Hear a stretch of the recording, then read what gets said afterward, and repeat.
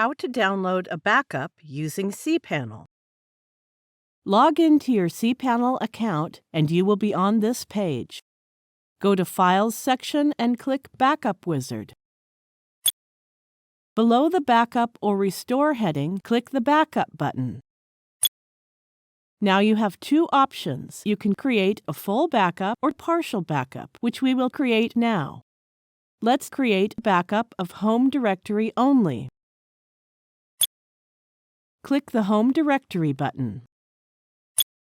The download of backup has started.